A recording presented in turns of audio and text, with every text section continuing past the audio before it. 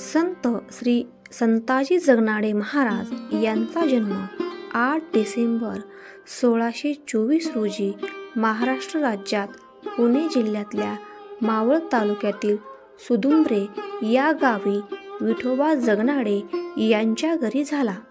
विठोबा जगनाडे व आई मथाबाई हे विठ्ठल भक्त होते. संताजी महाराजांचा विवाह वयाच्या 12व्या वर्षीच यमुनाबाईशी झाला.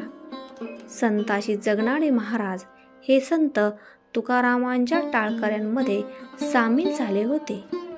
संत तुकारामांच्या सावलीत राहून त्यांनी तुकारामांचे अभंग उतरवून घेण्यास सुरुवात केली.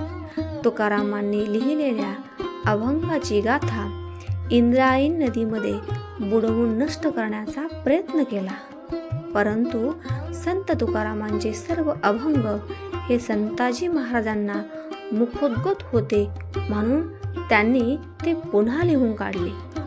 रामकृष्ण हरी.